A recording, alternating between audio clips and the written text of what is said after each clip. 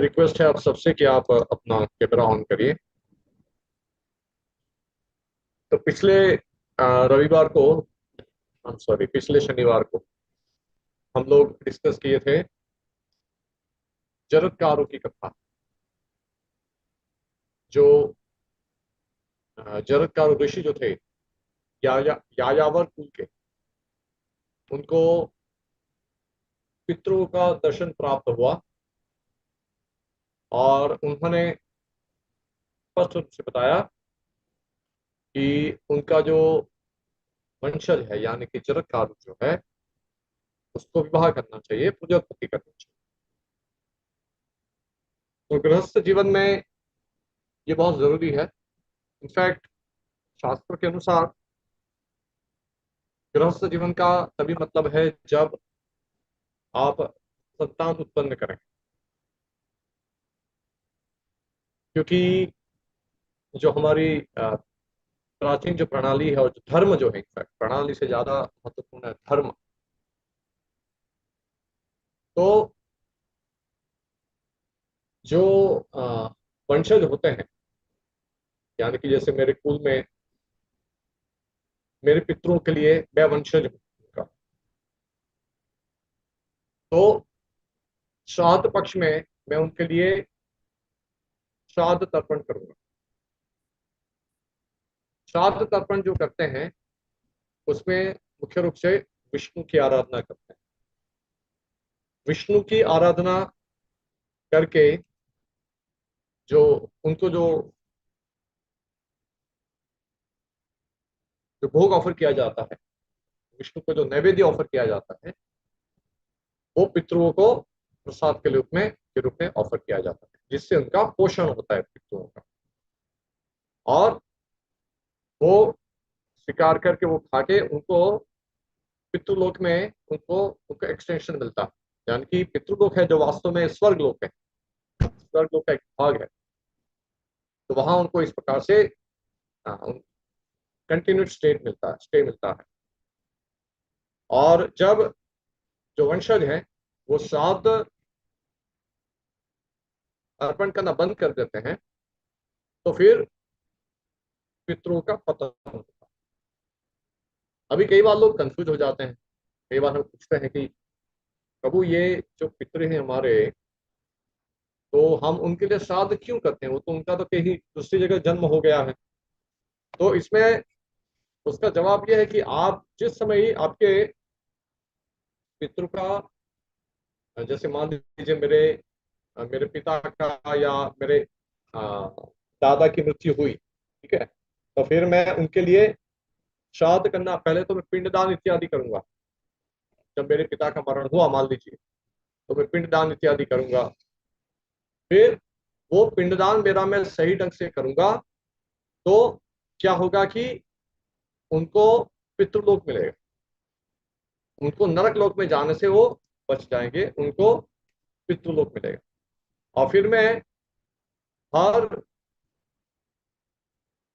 श्राद्ध में उनको मैं और श्राद्ध पक्ष में जब उनको श्राद्ध अर्पित करूंगा, मैं श्राद्ध करूंगा, तो उनको उनका जो स्टे है वो कंटिन्यू होगा। कहाँ? पितृलोक में। उनको निम्न योनि में उनको जन्म लेने की आवश्यकता नहीं है। इसलिए ऐसा नहीं है कि आप आपके पितृ का मरण हो गया और आपने पिंडदान वगैरह किया, तो फिर उनका तो किसी और मनुष्य फैमिली में या तो फिर किसी पशु की योनि में उनको जन्म हो गया है। ऐसा नहीं है। आप जिस समय पिंडदान करते हो मृत्यु के तुरंत बाद, तो उस समय यदि वो प्रॉपर विधि से आपने किया, उसमें मुख्य चीज होती है विष्णु की आराधना। तो आपने आपके पितृ के लिए आपने वो प्रॉपर पिंडदान किया है, तर्पण किया है, तो वो किसी योनि में उनका पतन होता ही नहीं, वो सीधा पितृलोक जाते हैं जो स्वर्ग लोक है। समझ रहे? तो उनका जन्म हुआ कहाँ हुआ? पितृलोक में हुआ। और फिर वो आप एवरी ईयर श्राद्ध पक्ष में श्राद्ध अर्पण करोगे। श्राद्ध क्या होता है? अगेन विष्णु को नैवेद्य ऑफर करके उसका जो प्रसाद है वो पितरों को ऑफर करना होता है, उसमें ये विधि। और जो ईयरली जो श्राद्ध होता है उसमें आप आ, उचित ब्राह्मण को, जो योग्य ब्राह्मण है, उसको घर पे बुला के उसका विष्णु प्रसाद भोजन कराओगे, तो उसके माध्यम से, वो ब्राह्मण के माध्यम से जो है आपके पितृ संतुष्ट हो जाए, आपके पितरों तक वो श्राद्ध पहुंच जाएगा। तो ब्राह्मणों के जो, सही अर्थ में जो ब्राह्मण है ना, जो सभी शुद्धि के नियम का पालन करते हैं, तो उनके अंदर इतनी शक्ति होती है कि आप इनको जो भोजन कराओगे श्राद्ध पक्ष में, तो वो प्रसाद जो है, वो ब्राह्मण उसको स्वीकार करेगा और पितृलोक में आपके पितरों तक पहुंच जाएगा। इसी से हमारे पितरों के शरीर का पोषण होता है और वहीं उनको पितृलोक में कंटिन्यूड स्टे मिलता है। तो जब तक हम श्राद्ध देते रहते हैं, और उसमें मुख्य चीज है श्री हरि को नैवेद्य ऑफर करके वो प्रसाद ब्राह्मण को खिलाना और अन्य पशु को भी खिलाना, उसकी विधि है श्राद्ध। इसलिए मैंने पिछली बार भी बताया था कि श्राद्ध को इग्नोर नहीं करना चाहिए। देखिए, हम लोग महाभारत की कथा यहाँ डिस्कस कर रहे हैं, एक मनोरंजन हो रहा है, वो तो एक बाई प्रोडक्ट है। मनोरंजन इसका मेन एजेंडा नहीं है। मेन एजेंडा है हम धर्म सीखें, है ना। और क्योंकि महाभारत सभी वेदों का सार है, इसलिए इसके माध्यम से हम लोग धर्म सीखते हैं, ब्रह्म के बारे में सीखते हैं। वेद वेदयति धर्मम ब्रह्मं च वेदः। जो शास्त्र से हमें धर्म और ब्रह्म सीखने को मिलता है उसको वेद कहते हैं। तो महाभारत पंचम वेद है। तो आस्तिक, वो जो जरदकारु जो थे, उनके पितरों ने उनको ये बताया, फिर उसके बाद वो कंडीशंस उन्होंने जरदकारु ने रखी। फिर उनके नाम वाली जो कन्या उनको मिली, जो वासुकी की बहन थी, क्योंकि वासुकी का सर्प डूब रहा था उनके माता कद्रु के शाप की वजह से। इसका सोल्यूशन ब्रह्मा जी ने बताया था कि जरदकारु ऋषि का विवाह जरदकारु लड़की के साथ हो गया, यानी कि जरदकारु जो है वासुकी की बहन सेम नाम वाली, और उनसे जो संतान प्राप्त होगा वो सर्पकुल को बचाएगा। ठीक है। और पिछली बार हमने फिर उसके लिए जो व्यवस्था की गई थी, वासुकी ने इसको ढूंढ निकाला जरदकारु को, और फिर उनका विवाह हुआ था। कंडीशन रखी गई थी। फिर जरदकारु संध्या के समय सोते हुए प्रतीत हो रहे थे, तो उनकी पत्नी ने उनको जगाया, और वो फिर उनको बोलते गए कि मैं जा रहा हूं। और उन्होंने क्या बोला कि पुत्र अस्ति, तुम्हारे गर्भ में मेरा पुत्र है। तो उससे वो जो पुत्र उत्पन्न हुआ उसका नाम हुआ पिक। और जो ब्रह्मा जी ने जो सोल्यूशन बताया था कि ये जो आस्तिक जो है वो वही सर्पों के कुल को बचाए। तो यहां तक हमने पिछली बार डिस्कस किया। तो अभी आ, ये जो बात कर रहे हैं हम लोग सर्प सत्र की, वहां जन्मेजय जो सर्प सत्र कर रहे हैं अभी, ठीक है, तो उन्होंने, मंत्रियों ने उनको ये भी बात बताई थी कि पहले वो एक काश्यप ब्राह्मण जो थे, जो उनके पिता परीक्षित को जीवित कर सकते थे, लेकिन तक्षक ने उनको वापस लौटा दिया था प्रलोभन देकर। और काश्यप ब्राह्मण खुद भी देखे थे कि अभी परीक्षित का आयु समाप्त हो चुकी है। तो ये घटना मैंने आपको सुना थी, यदि आपको याद हो तो, कि उन्होंने पूरे वृक्ष को जला दिया था तक्षक ने, और काश्यप ब्राह्मण अपनी मंत्र शक्ति से उस वृक्ष को पुनः जीवित कर दिया था। ठीक है। तो उसके बाद भी परीक्षित को जन्मे जगह जब ये पता चला कि काश्यप ब्राह्मण मेरे पिता को जीवित कर सकते थे, लेकिन फिर भी तक्षक ने द्वेष करके, मेरे पिता का द्वेष करके काश्यप ब्राह्मण को लौटा दिया। तो ऐसे द्वेषी सर्पों की दुनिया में बहुत संख्या बढ़ गई, है ना। तो इसका अनुमोदन ब्रह्मा जी ने भी किया था, इसलिए ये सर्पचित्र हो रहा। कहाँ? तक्षशिला में। तो इस सर्पसत्र में पूरे ब्रह्मांड से लाखों करोड़ों की संख्या में लोग इकट्ठा हुए। तक्षशिला में जो सर्पसत्र का आयोजन हुआ है, जन्मेजय कर रहे हैं, ये ऑलरेडी कलयुग की एकदम शुरुआत में है ना। महाभारत का युद्ध समाप्त हो गया, परीक्षित का शासन समाप्त हो गया, उसके बाद जब जन्मेजय शासन कर रहे थे तब की बात है। कह सकते हैं कि कुछ 4,000 वर्ष पूर्व, आज से लेकर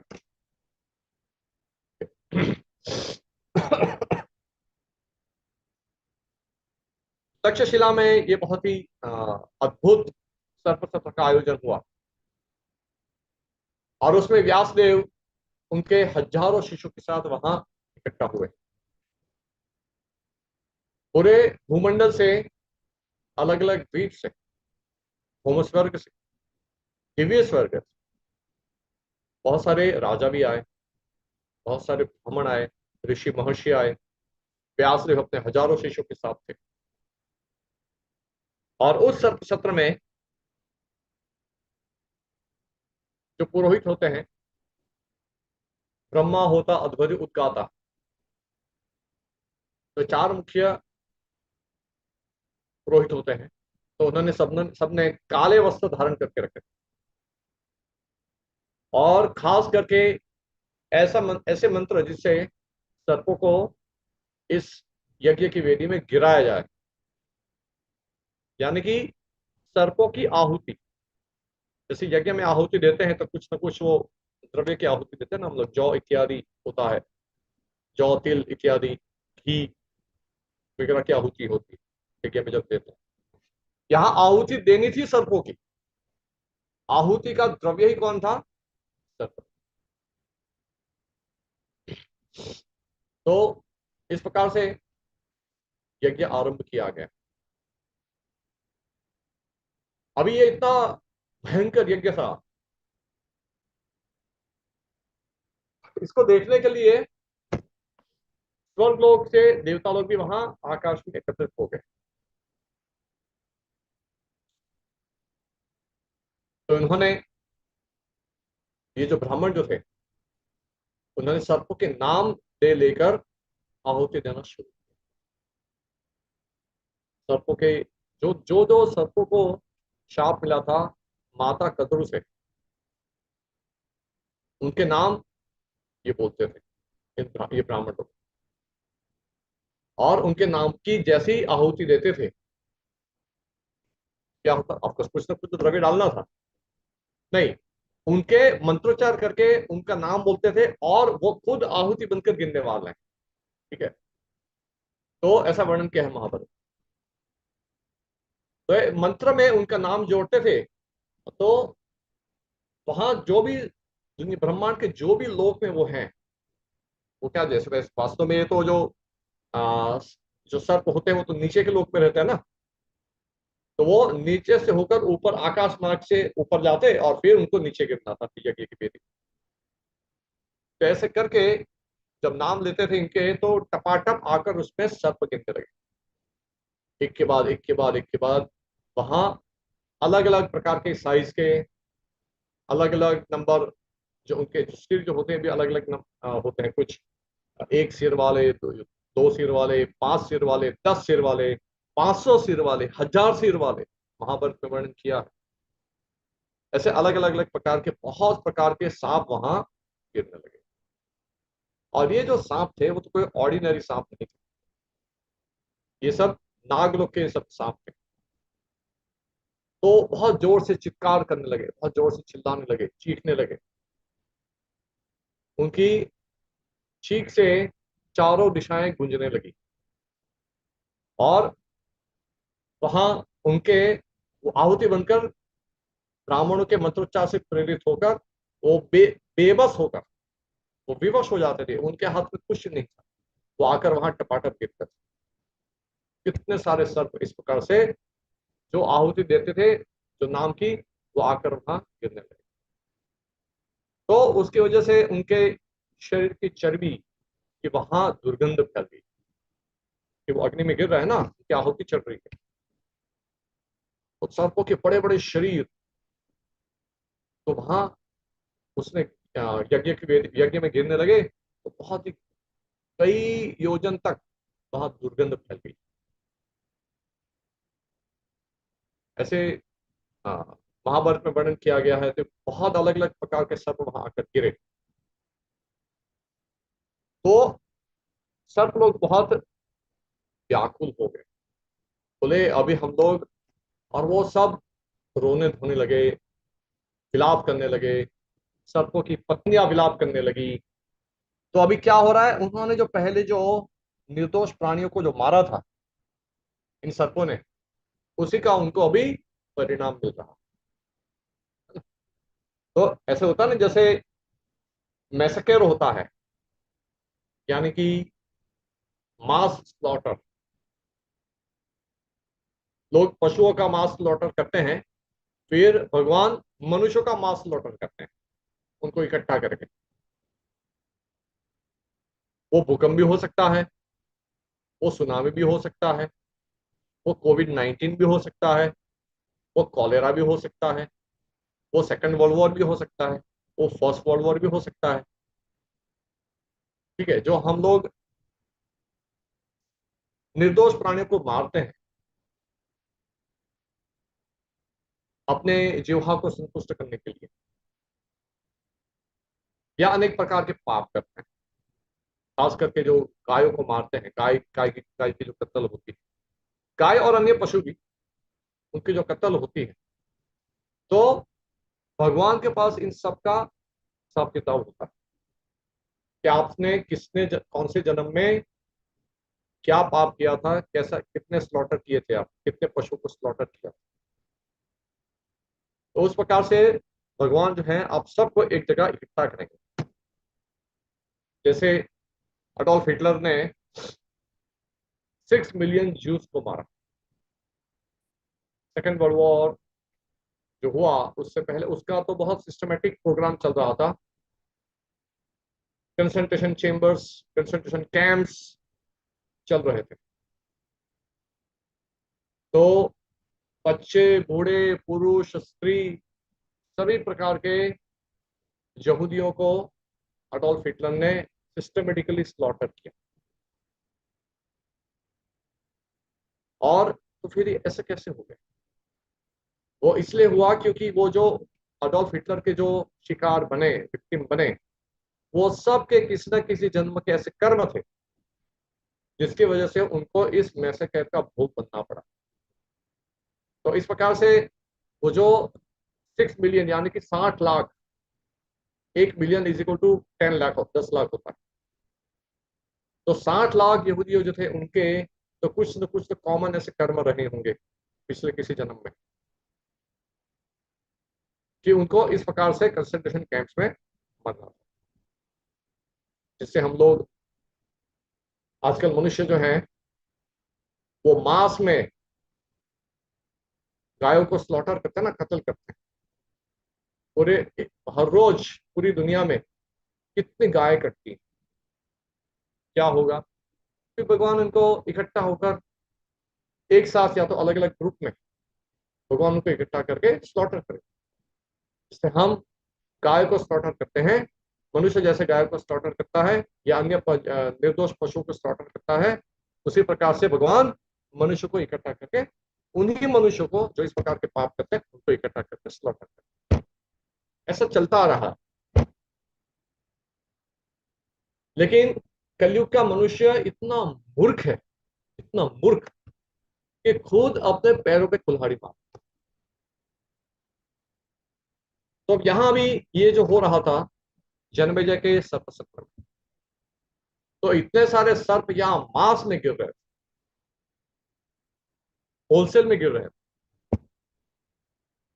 क्यों? क्योंकि कद्रु का शाप उसमें निमित्त था, लेकिन ये सर्प जो थे वो काफी समय से ब्रह्मांड में उत्पात मचाए हुए थे, इसलिए उनकी कद्रु के शाप को निमित्त बना के उनको इस प्रकार से मौत इनकी लिखी गई। ब्रह्मा ने स्वयं इसको नियत किया, विधाता। इसलिए वो यहाँ आकर यज्ञ की वेदी में टपाटप गिरने लगे। वहां दूर तक, ऊपर तक घने बादल छा गए, क्योंकि जो धुआं उठता था,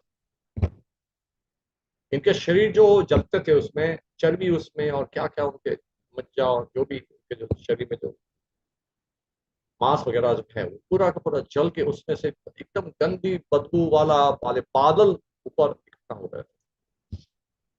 और देवताओं को भी परेशानी हो रही थी, देवता लोग भी थोड़े दूर हट गए।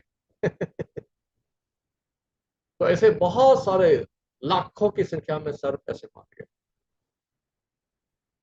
अभी पैरेलली वहां मैंने आपको बताया था पिछली बार कि जो वासुकी थे उन्होंने अपने भांजे को, क्या नाम था, आस्तिक, उसको भली भांति उसकी शिक्षा करवाई थी, वेद वेदांत का अध्ययन करवाया था, है ना, उसका उपनयन संस्कार वगैरह करवाया था, ब्राह्मण, अच्छे ब्राह्मण को बुला के, स्वर्ग लोग के ब्राह्मण को बुला के।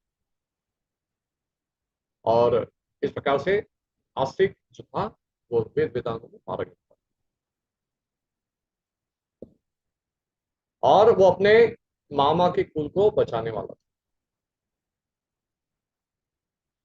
अभी क्या हुआ कि सभी सर्प बहुत दुखी होने लगे कि अभी हमारा क्या होगा। सब लोग बहुत चिंतित थे।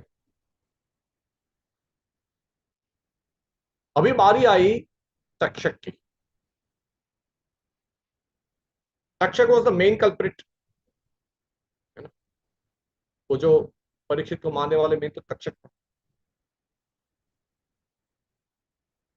तो जब तक्षक को इसके बारे में पता चला तो तक्षक चला गया था स्वर्गलोक। क्यों? क्योंकि तक्षक इंद्र का दोस्त है। उसने इंद्र की शरणागति ले ली। इंद्र को बोला कि देवराज मुझे बचाइए, मुझे भी इस सर्प यज्ञ में गिरना पड़ेगा। देवराज ने कहा तुम चिंता मत करो, तुम मेरी सभा में आकर बैठ जाओ, मेरे साथ बैठ जाओ। तो तक्षक वहां देवराज इंद्र की सभा में बैठा हुआ। तो बहुत सारे सर्पों को तो गिरा दिया। उसके बाद बारी आई तक्षक। ब्राह्मणों ने तक्षक के नाम का आवाहन किया। अभी जब वो तक्षक के नाम को जब मंत्र के साथ जोड़ रहे थे तो उस समय ही उनको वो मंत्र का उच्चारण करने में उनको व्यवधान का अनुभव हुआ, ऑब्स्टेकल। उनको पता चल गया। उन्होंने जन्मेजय को बताया कि तक्षक ने इंद्र की शरणागति ली। एक मिनट जरा होल्ड करिएगा, मुझे कुछ तो अपॉइंटमेंट लगाना पड़ेगा, मच्छर काट रहे हैं मुझे यहाँ। Give me couple of minute.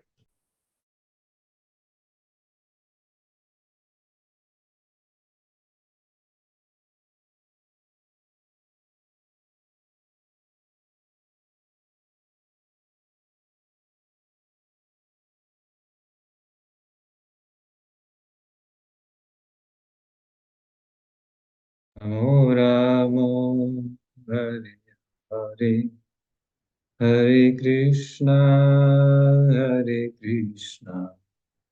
Krishna Krishna Hare Hare Hare Hare Ram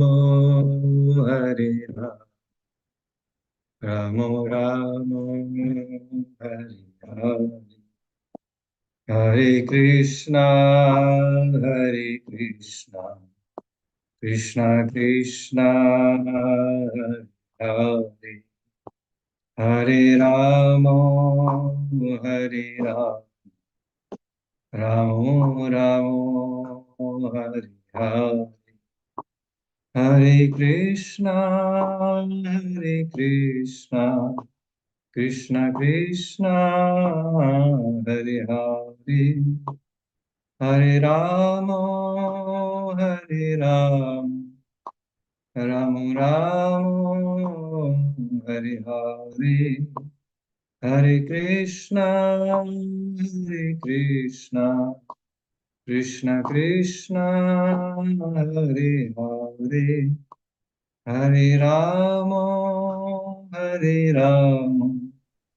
Ram Ram Hare Hare. Yes. Yes. तो उन्होंने जन्मेजय को बताया कि जो तक्षक है उसने देवराज इंद्र की शरण ली। तो हम लोग ये यज्ञ आगे कंटिन्यू करें नहीं करें, क्योंकि इसमें यदि इंद्र ने शरणागति दी है तो फिर उस समय भी यदि हम लोग उसका आवाहन करेंगे तो आ, इंद्र का इस प्रकार से डिसरिस्पेक्ट भी हो सकता है।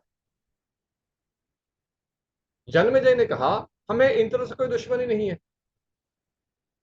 क्योंकि ये सर जो यज्ञ जो हो रहा है वो तो सर्पों के लिए हो रहा है, उसमें देवताओं का कोई लेना देना नहीं है। तो आप तो तक्षक का आवाहन करके उसको बुलाओ। तो ब्राह्मण लोगों ने बोला ठीक है। तो ब्राह्मण लोगों ने मंत्रोच्चार जारी रखा। तो पहले जो व्यवधान आ रहा था उसको उन्होंने दूर कर दिया, क्योंकि उनके पास सब मंत्र थे। और ये जो ब्राह्मण थे चारों वेदों में निपुण थे। और ये सर्प सत्र जो था, सर्प यज्ञ जो था उसकी प्रोफेसी तो ऑलरेडी वेदों में कर दी गई थी पहले से ही, ये यज्ञ इस प्रकार से होने वाला। इसलिए उनके पास सब सोल्यूशन था उसका। तो उन्होंने मंत्रोच्चार जारी रखा, उसका आवाहन जारी रखा। अभी क्या हुआ कि वो खींचने लगा। कौन? तक्षक। तो इंद्र की सभा में से आकर खींचने लगा वो यज्ञ की, मतलब बाहर की तरफ आ गया, फिर आकाश में गया। उसे खींच रहा था वो। तो इंद्र भी उसके पीछे पीछे बाहर आए, क्योंकि उसने शरण तो इंद्र के लिए थी।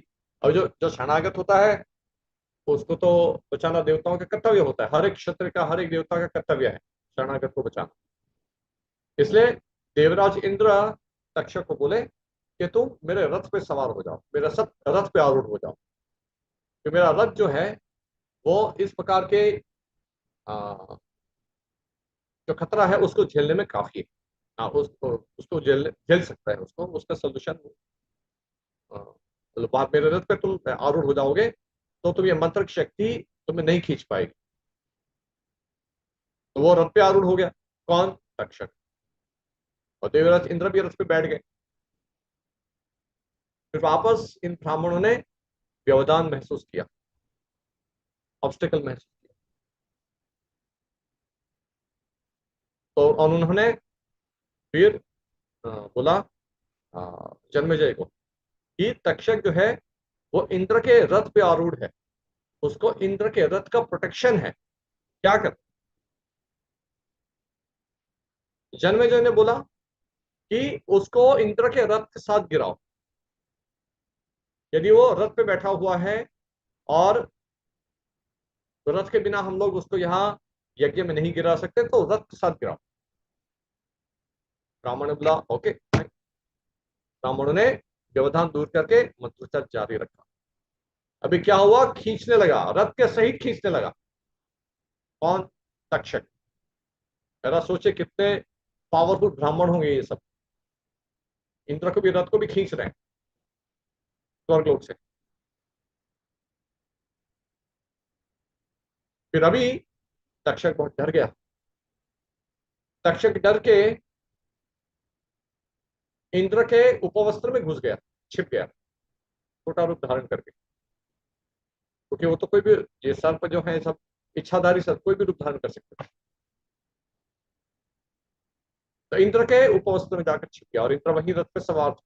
इंद्र और तक्षक सहित रथ आकाश मंडल में आ गया, अंतरिक्ष लोक तक आ गया, जिसको भुवन लोक बोलते हैं।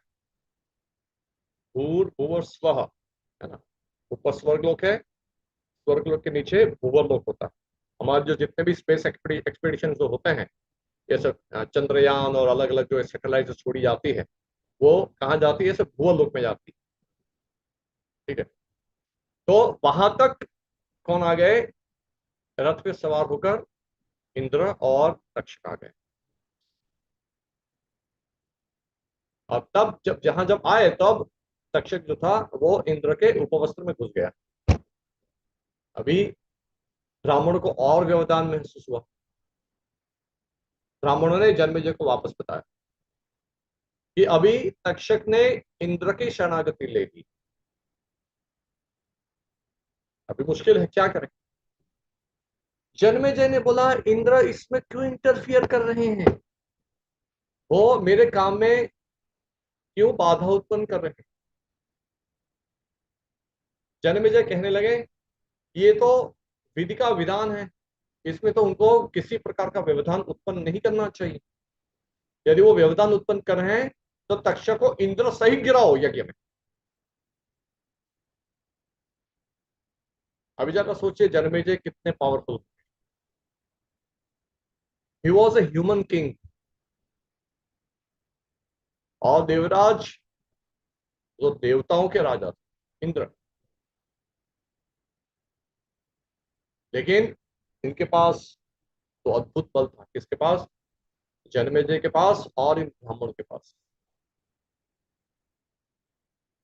जन्मेजय ने बोला इंद्र सहित गिराओ तक्षक को। यदि इंद्र हमारे काम काम में व्यवधान उत्पन्न कर रहे हैं तो इंद्र को भी साथ में यज्ञ में गिरना पड़ेगा। तो अभी ब्राह्मणों ने मंत्रोच्चार जारी रखा तो इंद्र भी खींचने लगे। अभी इंद्र डर गए। इंद्र बोले यार तुम्हें बचाने के लिए तो मेरी भी, मैं भी मर जाऊंगा इसमें, तो मेरी भी जान को खतरा है। इसलिए इंद्र ने अपने दोस्त तक्षक को बोला, Takshak please excuse me, please pardon me, you are on your own now. अभी मैं तुम्हें शरण नहीं दे सकता, क्योंकि तुम्हें शरण देने में मैं खुद भी इसमें यज्ञ में गिर जाऊंगा। मैं तो ऐसा नहीं कर सकता, और ये तो धर्म है कि अपनी जान को खतरा है तो फिर आपको अपनी जान बचानी, उसमें कोई दोष नहीं है। इसलिए तुम अपनी जान बचाओ, मैं तो चला वापस। इंद्र तक्षक से पीछा छुड़ा के अपना रथ लेकर वापस अमरावती चले गए।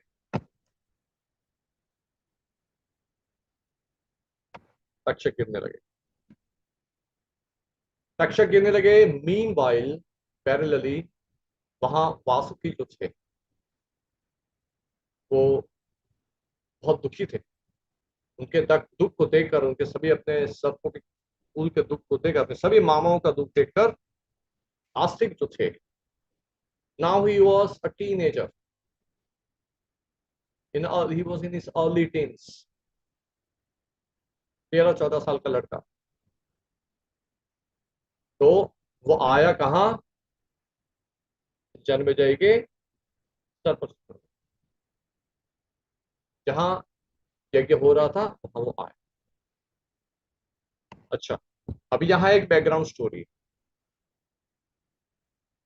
एक बार पास्ट में, फ्लैशबैक में जा रहे हैं थोड़ा, जब ये सर्प सत्र का जब आयोजन हो रहा था, जन्मेजय के 3 भाई थे।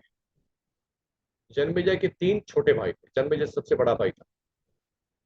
तो जब वो सर्प सत्र की जब तैयारी कर रहे थे तक्षशिला, काफी बड़ा अरेंजमेंट था ना वो तो वहां उन्होंने, क्या हुआ कि कुछ तो प्रिपरेशन कर रहे थे, तो देवलोक की एक कुतिया थी जिसका नाम था सरमा। तो वहां वो आई थी और यज्ञ के वो यज्ञशाला जो थी उसके आसपास घूम रही। अभी शास्त्रों के अनुसार यज्ञ यज्ञशाला के आसपास जो है वो कुत्ते को अलाउ नहीं करना चाहिए, क्योंकि कुत्ता जो है वो भविष्य की तरफ नजर मारेगा, भविष्य को देखेगा, वो आप उसको ऑफर नहीं कर सकते यज्ञ में। कहाँ पड़ा है कुछ, मान लो खीर भी कुछ पड़ा है, घी भी कुछ पड़ा है, उसके ऊपर कुत्ते की नजर पड़ गई, कुत्ते ने उसको भोग करने की दृष्टि से उसको देख लिया, उसको खाने की दृष्टि से देख लिया, उसके बाद उसको यज्ञ में उसको आप आहुति के रूप में उपयोग नहीं कर सकते। तो इसलिए ये जो अ, जन्मेजय के जो भाई थे उन्होंने उस कुतिया को भगा दिया वहां से। अभी ये कुतिया ने कहा कि मैं साधारण मनुष्यों की कुतिया नहीं हूं, मैं देवलोक की कुतिया हूं, और मैं यहाँ आपके यज्ञशाला में किसी प्रकार का, आपके यज्ञ में किसी प्रकार का व्यवधान उत्पन्न करने के लिए नहीं आई थी। वो मेरा उद्देश्य नहीं था। आप लोग मेरा इस प्रकार से तिरस्कार कर रहे हैं, इसलिए मैं आपको शाप देती हूँ कि आपके इस यज्ञ में एक बहुत बड़ा व्यवधान उत्पन्न होगा। बहुत बहुत बड़ा ऑब्स्टिकल आएगा। ठीक है। तो ऐसा बोल के वो शर्मा चली गई।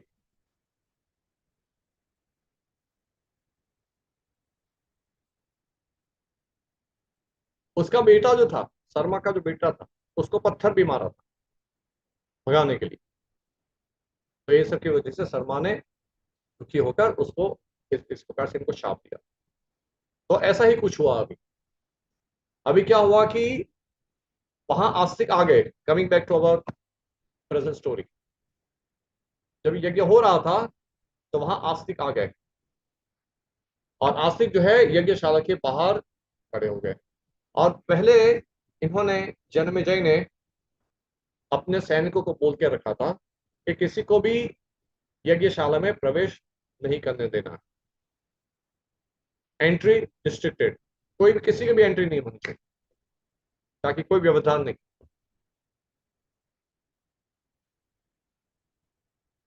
अभी जब ये तक्षक गिर रहा था, तक्षक अभी भूवर्लोक लोक से नीचे भी गिर के आकाश मंडल में दिखाई दे रहा, दृष्टिगोचर हो रहा था। यही जैसे हम लोग आकाश में बादल देखते हैं ना ऊपर, तो वैसे ही वो ऊपर आकाश में दिख रहा था तक्षक। और आस्तिक जो है वो यज्ञशाला के बाहर आकर खड़े हो गए। उन्होंने सबसे पहले तो अपने ब्रह्म तेज से, जो तक्षक गिर रहा था, तो उन ब्राह्मणों, जो पुरोहित के जो मंत्रोच्चार थे, उसको भी ओवर पावर करते हुए आस्तिक ने तक्षक को अपने ब्रह्म तेज से आकाश में वही रोक दिया। He was that powerful। अपने ब्रह्म तेज से वही उसको रोक दिया। और फिर इंस्टेंटली उसने जन्मेजय की स्तुति करना आरंभ किया, क्योंकि एंट्री तो अंदर हो नहीं रही थी, सैनिक लोग अंदर जाने नहीं दे रहे थे। तो उसने उच्च स्वर में, क्योंकि अभी टाइम ज्यादा समय तक तो होल्ड नहीं कर पाएंगे तक्षक को वहां, क्योंकि जो व्यवधान आ रहा था उसको दूर करने के लिए अंदर वाले जो ब्राह्मण है, जो पुरोहित है, वो तो दूसरे मंत्रोच्चार करेंगे, उसको गिरा देंगे नीचे तक्षक। इसलिए उसने अपने ब्राह्मण तेज से उसको टेम्पररी होल्ड तो कर दिया, लेकिन वो तुरंत उसी समय जन्मेजय की स्तुति करने लगे उच्च स्वर से। क्योंकि जन्मेजय बहुत महान वैष्णव थे, बहुत बड़े वैष्णव राजा थे, और उन्होंने बहुत महान कार्य किए भगवान की प्रीति के लिए। तो स्तुति करने योग्य थे जन्मेजय। तो आस्तिक ने उनकी स्तुति करना आरंभ किया, और वो इतने उच्च स्वर से स्तुति करे तो अंदर जन्मेजय को सुनाई दिया। जन्मेजय जब स्तुति सुनने लगे तो जन्मेजय को लगा कि मैं राजा हूं, मेरा कर्तव्य है कि यदि मेरे घर पे कोई ब्राह्मण अतिथि आए तो मुझे उनकी इच्छा पूरी करनी है। यदि वो कोई याचना करने के लिए आए तो, क्योंकि ऐसा बताया गया है शास्त्रों में कि जो याचक, ब्राह्मण याचक जो होता है, वो कभी निराश होकर यदि लौटेगा तो यजमान को डिस्ट्रॉय कर देता है। उसकी निराशा जो है, ब्राह्मण याचक की जो निराशा है, वो यजमान को नष्ट कर देती है। इसलिए जन्मेजय ने सोचा कि ये ब्राह्मण अतिथि मेरे द्वार पे आए हैं, क्या चाहते हैं एक बार पूछ लूं जरा उनसे। इसलिए उन्होंने अपने किसी दूत को भेज के आस्तिक को अंदर बुलवाया, और तक्षक वहीं आकाश में लटक रहा। नव Takshak was the main culprit, समझ रहे हैं ना। तक्षक जो उनके पिता को मारने वाले जो था, मेन तो तक्षक था।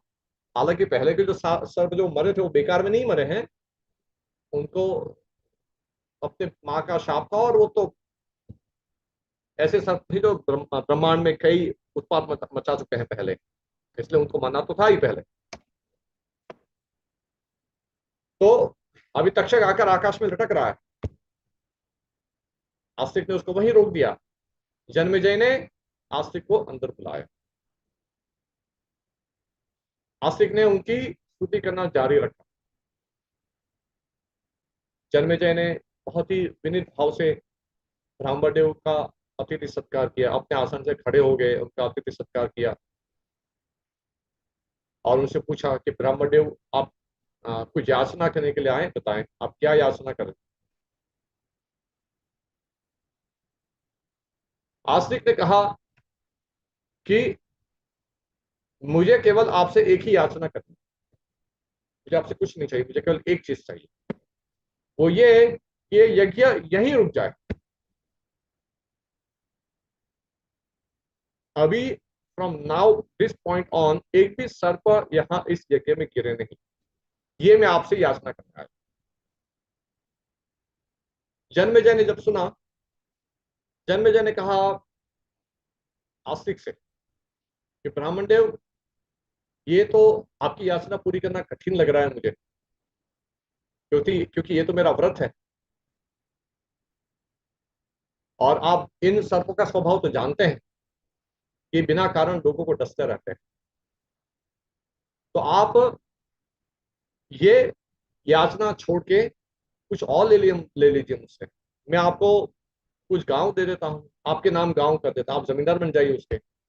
आपको बहुत सारी विवाह योग्य बहुत सारी कन्याएं देता हूं मैं, तो आप विवाह करके अपने धर्म का पालन करिए, और आप बहुत धन धान्य से मैं आपको युक्त कर दूंगा, आप बहुत अमीर बन जाओगे, समृद्ध बन जाओगे। आप दूसरा कुछ वर ले लीजिए, दूसरा कुछ मांग लीजिए मुझसे आप। तो बहुत सारी चीजें बताई जन्मेजय ने, बहुत सारे प्रलोभन दिए, क्योंकि जन्मेजय चाहते थे कैसे भी करके यज्ञ संपन्न हो जाए। तो आस्तिक बोला, मैं तो, मुझे तो सिर्फ केवल ये वर चाहिए, यदि आप मुझे ये वर दे सकते हो तो दो, नहीं तो मैं यहां से चला निराश होकर। तो जन्मेजय को तो, उन्होंने तो कभी किसी ब्राह्मण को निराश नहीं किया था। अभी आपको याद आ ना कि सरमा ने जो शाप दिया था पहले, वो स्वर्ग की कुतिया ने, कि यज्ञ में बहुत बड़ा व्यवधान आएगा, वो ये व्यवधान। तो जन्मेजय सोचने लगे, ब्राह्मण देव को निराश करके, उदास करके तो वापस नहीं भेजूंगा। उन्होंने अपने मंत्रियों से मंत्रणा की, ब्राह्मण से मंत्रणा की, कहा। तो जन्मेजय की जो समझ थी वही, उसका भी अनुमोदन उन्होंने भी किया, जो वहां दूसरे ब्राह्मण थे उन्होंने भी कहा कि राजन, यदि आस्तिक ये वर मांग रहे हैं तो ये भगवत इच्छा है, इनको आपको निराश नहीं करना चाहिए। इसलिए जन्मेजय, जरा सोचिए कितना सेल्फ कंट्रोल होगा जन्मेजय का। ये उनके पिता का हत्यारा है जो आकाश में लटक रहा है, जिसने बिना कारण परीक्षित का द्वेष किया था, बिना कारण, कोई कारण नहीं था। परीक्षित ने तो तक्षक का कुछ बिगाड़ा नहीं था। हालांकि तक्षक ने तो शाप से वशीभूत होकर, श्रृंगी के शाप से वशीभूत होकर डसा था, लेकिन फिर भी हाँ, वो काम तो हो जाता, लेकिन काश्यप ब्राह्मण तो उसको जीवित कर सकते थे पुनः, उसमें क्यों उसने व्यवधान डाला। तो तक्षक ने बिना कारण द्वेष किया था परीक्षित, इसलिए सही में अपराधी था ये तक्षक। लेकिन ये भगवत इच्छा थी। गहना कर्मणों गति, कर्म की गति बड़ी गहन है, उसको समझना कठिन है। तो ब्राह्मणों ने भी कहा इस यज्ञ के कि ये भगवत इच्छा है, आस्तिक की ये इच्छा पूरी होनी चाहिए, उसको निराश नहीं करना चाहिए। इसलिए जन्मेजय सहमत हो गए, ठीक है, ये यज्ञ यही रुक जाए, और तक्षक पुनः अपना जीवन प्राप्त करके वापस लौटे। जन्मेजय ने यज्ञ वहीं रुकवा दिया। वो सब ब्राह्मण निवृत्त हो गए, वो जो पुरोहित थे उन्होंने यज्ञ करना बंद कर दिया, और जो भी उसकी जो अंतिम जो विधि होती है यज्ञ समापन की, वो उन्होंने कर दी, और तक्षक को रिलीज कर दिया, तक्षक वापस चला गया। तो इस प्रकार से आस्तिक ने अपने सर्पों के कुल को बचा लिया। तो उनकी वजह से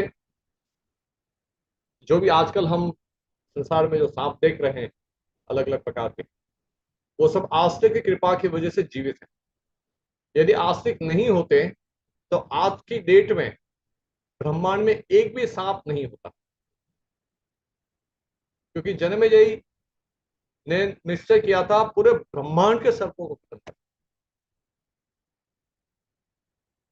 तो आस्तिक की बदौलत आज सर्पों का अस्तित्व बना हुआ है, क्योंकि ब्रह्मांड में बैलेंस तो रखना पड़ेगा।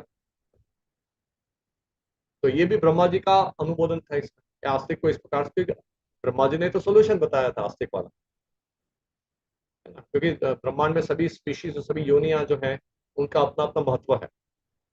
इसलिए जो सर्पों का अपना ऐसा प्रारब्ध था वो मारे गए, तो जिनको जीना था वो जी गए, वो बच गए। तो तब से जब आस्तिक ने इस प्रकार से सर्पों को बचाया तो सर्प बहुत प्रसन्न हुए और उन्होंने अपने भांजे को बहुत ही उसका लाड़ प्यार किया उसको, और खुश हो गए उनसे, आस्तिक से। उन्होंने आस्तिक से कहा कि हमसे तुम कुछ वरदान मांगो। तो आस्तिक ने कहा कि आज से जो भी ये उपाख्यान पढ़ेगा या सुनेगा, जन्मेजय के सर्प सत्र में जो आकर मैंने भगवत इच्छा से इस प्रकार से जो सर्पों के कुल को जो बचाया है श्री हरि की कृपा से, तो ये उपाख्यान को जो भी पढ़ेगा सुनेगा उसको आप लोगों को कभी डसना नहीं है, आप लोगों को ऐसे लोगों को काटना नहीं है। तो जो भी ये जो कथा है महाभारत की, जो कथा ये जो सुनता है वो उनको आपसे कभी भी खतरा ना हो सर्पों से, ये वरदान मैं आपसे चाहता हूँ। तो सर्पों ने तथास्तु कर दिया कि ठीक है, आज से हम में से कोई भी सर्प होगा ब्रह्मांड के किसी भी कोने में, पृथ्वी लोक पर या कहीं भी, तो वो कभी भी इस कथा को सुनने वाले व्यक्ति को डस नहीं पाएगा। यदि वो उसने डसने जाएगा तो उसके खुद के सिर के 100 टुकड़े हो जाएंगे। और नॉट ओनली दैट, जो भी तुम्हारे नाम का 3 बार उच्चारण करेगा, तुम यदि कोई भी सर्प खड़ा है सामने और उसने उस व्यक्ति ने उस मनुष्य ने तुम्हारे नाम का 3 बार उच्चारण किया, आस्तिक आस्तिक आस्तिक,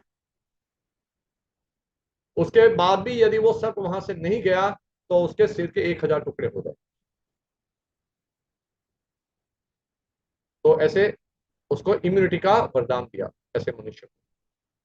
इस प्रकार से सर्पों ने आस्तिक का सम्मान किया। तो ये जो सर्प सत्र हुआ, इसी सर्प सत्र में, ये सर्प सत्र संपन्न हुआ उससे पहले जन्मेजय बीच बीच में जब अवकाश होता था, फ्री टाइम मिलता था, तो उन्होंने व्यास देव से विनती की कि आप मेरे भरत हमारे महान भरतवंश का इतिहास सुनाइए। तो व्यास देव ने इससे पहले अपने शिष्यों को महाभारत सुना दिया था, सिखा दिया। तो इसी जन्मेजय के सत्र में व्यास देव ने वैशंपायन से कहा, उनके शिष्य थे ना व्यास देव के, जैमिनी, सुमंतु, कैला, वैशंपायन, शुक्देव गोस्वामी तो उनके पुत्र ही थे। ये उनके 5 मुख्य शिष्य थे। तो उन्होंने वैशंपायन से कहा, जब जन्मेजय ने रिक्वेस्ट की थी कि आप मुझे भरतवंश का महान इतिहास सुनाइए इसी सत्र में, तो व्यासदेव ने ये काम किसको सौंपा था? वैशंपायन को। तो इसी सत्र सत्र में वैशंपायन ने पूरे महाभारत की कथा लाखों लोगों के सामने जन्मेजय को सुनाई। और उसी कथा में सूत गोस्वामी, जिसको उग्र स्वामी कहते हैं, जो रोमहर्षण के पुत्र थे, वो भी उपस्थित थे। तो उन्होंने पूरी कथा सुनी महाभारत, और वही कथा फिर आगे चलकर उन्होंने नैमिषारण्य में शौनक आदि ऋषियों को सुनाई। ठीक है, तो ये महाभारत की कथा का बैकग्राउंड।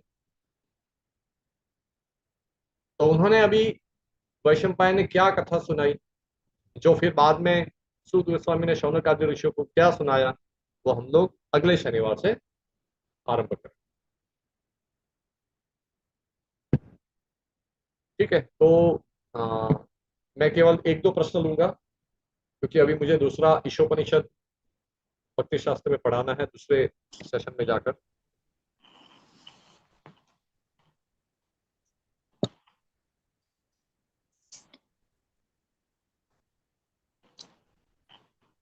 किसी को कोई प्रश्न है? प्रभु जी हरे नहीं कृष्णा। हरे कृष्ण प्रभु। हाँ प्रभु जी, बहुत अच्छा आपने एक्सप्लेन किया सारा कुछ। तो मेरा एक प्रश्न यहाँ पर ये है कि जैसे कि अगर कोई को, जैसे अभी आपने कहा कि ये अगर कोई कथा सुनेगा या पढ़ेगा तो उसको सांप नहीं काटेगा। यस। तो लेकिन, तो अगर जैसे किसी को सांपों से अगर कोई मान लीजिए कोई बहुत भय लगता है, तो भी वो दूर हो सकता है इससे, उसको मतलब खाली सुनने से या फिर पढ़ने से। हाँ डेफिनेटली। और हम लोग तो वैष्णव हैं, हम लोग तो गरुड़ का नाम जो है उसको ज्यादा महत्व देते हैं। हमें जब सॉरी। सर्पों का खतरा, जब वैष्णवों को जब सर्पों का खतरा होता है तो हम लोग हाँ। गरुड़ जी का नाम बोलते हैं, गरुड़ गरुड़ गरुड़ बोलते हैं हम लोग। अच्छा। गरुड़ जी का नाम का उच्चारण करने से सभी सर्पों का खतरा जो है हमें टल जाता है। ओके। तो एक बार थोड़ा सा यहाँ पर भी कर सकते हैं क्लास। सॉरी। कोई बात नहीं, ठीक, मैं प्रश्न दूसरा क्वेश्चन कर लूंगा। ठीक है प्रभु जी, हरे कृष्ण। ओके ओके, हरे कृष्ण। और कोई प्रश्न है?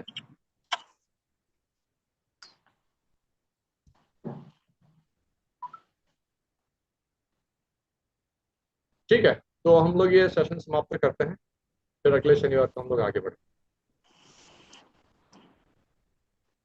अच्छा श्रीमती माता जी कुछ, श्रीमती माता जी कुछ पूछना चाहते हैं क्या? नहीं नहीं प्रभु जी, बस ऐसे ही हाँ हाँ। कि ओके। मैंने आधे अब आधा लेक्चर मेरा चला गया था, मतलब माता जी ने अभी मैसेज किया तो मैंने मोबाइल में अभी देखा, तो मैं नेक्स्ट सैटरडे से शुरू हो यस जाऊंगी समय से। यस, ठीक है। मेरा एक प्रश्न है प्रभु जी, क्विकली। आप बोलिए। मैंने सुना है कि कलयुग जो है 40 वर्षों तक परीक्षित महाराज के राज्य में प्रवेश करने के लिए परीक्षारत था। तो अब ये और मेरा ये एक डाउट ये भी है कि तक्षक जो है, तक्षक से जो खतरा था उनको, परीक्षित महाराज को, परीक्षित महाराज इतने प्रतापी थे कि वो इस खतरे को टाल सकते थे, हम्म, लेकिन फिर भी उन्होंने मानव मात्र के माने समाधान के लिए हम्म। इसको चुना। क्या ये सत्य है? हाँ, परीक्षित महाराज तो चाहते तो इस शाप को काउंटर भी कर सकते थे, लेकिन उन्होंने, क्योंकि परीक्षित महाराज समझ गए कि ये भगवत इच्छा है, भगवान चाहते हैं कि मैं रिनाउंस करके हरि कथा सुन के अपना जीवन धन्य सफल बनाऊं। और भगवान का ये प्लान था कि परीक्षित महाराज को निमित्त बना के श्रीमद् भागवतम का अवतरण होना था इस धरातल पर। वो ज्यादा बड़ा धर्म था, है ना। जी। इसलिए क्योंकि जन्मेजय का तो ऑलरेडी या तो पेट में था या तो उसका जन्म हो चुका था, इसलिए कोई ना कोई राजा तो बनेगा ही। बिल्कुल।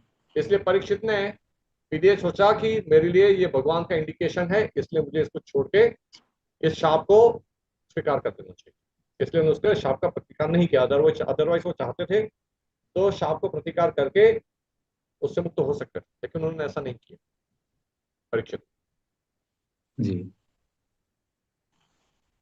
और एक जो फेमस जो मिसकंसेप्शन है लोगों का कि कलयुग को जब जो 4 प्रकार के स्थान दिए रहने के लिए परीक्षित ने, तो वो हम्म। स्थान कलयुग कलयुग को उनके शासन राज्य में मिला नहीं। इसलिए कलयुग ने विनती की और आगे, तो इसलिए परीक्षित ने उनको सोने के अंदर भी वास दिया। और फिर सबसे पहले जो कली है वो परीक्षित महाराज के मुकुट में प्रवेश किया। ये कोई आचार्य ने इसको बताया नहीं है, अच्छा कि अच्छा। परीक्षित महाराज भगवान के शुद्ध भक्त थे, इसलिए उनके अंदर कभी भी कली का प्रभाव नहीं हो सकता। हम्म। और पुराणों में कभी ऐसा वर्णन नहीं मिलता है कि वो सबसे पहले कली जो था वो परीक्षित महाराज के मुकुट में प्रवेश किया और उसकी वजह से परीक्षित महाराज का नाश हुआ था। और फिर वो शाप के वसी, सॉरी, क्योंकि कली ने प्रवेश किया था उनके मुकुट में, इसलिए उन्होंने शमी के गले में मरा हुआ सांप डाला और बाद में उनको श्रृंग का शाप मिला था। ये बात किसी पुराण में या आचार्य ने नहीं बताई। जी। ये है कि उन्होंने उनको भगवत इच्छा से शाप मिला और परीक्षित महाराज ने उसको स्वीकार किया, लेकिन ये नहीं था कि वो कली के प्रभाव में आकर उन्होंने ऐसा काम किया, ऐसा नहीं। जी। कभी परीक्षित महाराज खुद कली से प्रभावित नहीं हुए और ना ही उनके पुत्र जन्मेजय कली से प्रभावित नहीं, कभी भी नहीं।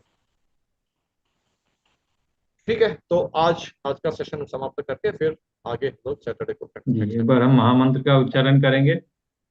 हरे कृष्णा हरे कृष्ण कृष्णा कृष्णा कृष्णा हरे कृष्णा हरे हरे हरे हरे राम हरे हरे राम राम राम राम हरे हरे। हरे वांछा हरे कल्पतरुभ्यश्च कृपा सिन्धुभ्येव च पतितानां पावनेभ्यो वैष्णवेभ्यो नमः। श्रील प्रभुपाद की जय।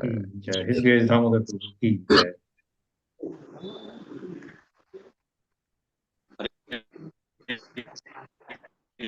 हरे कृष्णा। आप सभी डिवोटीज को, आप लोग सभी अपना कीमती समय निकाल करके इस सेशन को अटेंड करते हैं, और हमारे लिए ये बहुत ही आह्लाद का विषय है, बहुत ही आनंद का विषय है। और हम चाहते हैं कि धर्म के प्रति हमारी जो रुचि है वो क्रमशः बढ़े। We advance with scientific reasons and we have that reason. तो इसी का ये प्रयास है, क्योंकि ये जो विज्ञान, धर्म मूलतः एक विज्ञान है, और इसी विज्ञान को हमारे ऋषियों ने, मुनियों ने, हमारे पूर्वजों ने जिया है। हम सुबह क्यों उठते हैं, हम अर्घ क्यों देते हैं, हम इस तरह की जीवन शैली क्यों अपनाते हैं। तो महाभारत जो चारों पुरुषार्थ, धर्म अर्थ काम मोक्ष को डिफाइन करता है। तो इस सत्र में आप सभी आते रहिए, और हमारी कोशिश यही है कि आपको धर्म के बारे में, धर्म के विज्ञान के बारे में, आपसे जो जुड़े हुए लोग हैं, जो परिवार में हैं, परिवारजन हैं, आप उनसे भी ये साझा करें। इससे ज्ञान का क्रमशः विकास हो, और ज्ञान जो है एक धन है। तो आज हमारे पास ये टेक्नोलॉजी के कारण जो है हमारे पास ये साधन है, हम कहीं भी बैठे हों आपसे कनेक्ट हो पा रहे हैं। So we have to maximise this opportunity. तो आपका बहुत बहुत धन्यवाद। और मैं आपसे जी,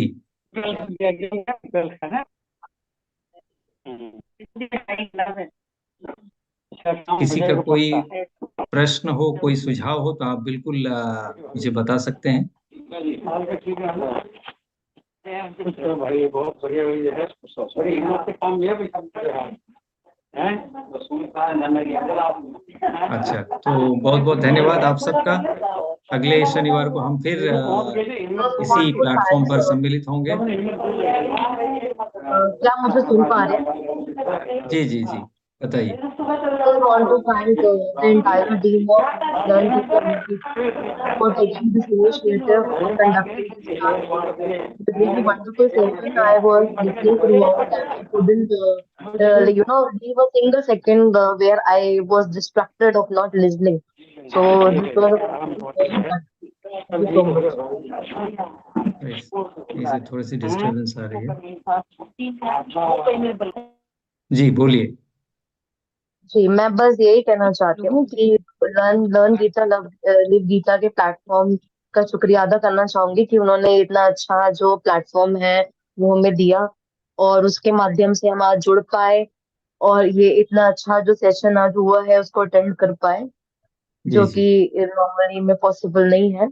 और पूरा सेशन जो था वो बहुत इफेक्टिव था, बहुत ध्यान से मैंने सुना, मुझे बहुत अच्छा लगा। कुछ पार्ट मेरा मिस हो गया, बट मैं उसको जब मेरे पास रिकॉर्डिंग आएगा तो मैं उसको देखूंगी जी, आगे। श्योर। जी, थैंक यू। तो हरे कृष्ण। बहुत बहुत धन्यवाद आप सबका। हरे कृष्णा कृष्णा कृष्णा हरे हरे, हरे राम राम राम हरे। जय जय श्रील प्रभुपाद की जय। जय।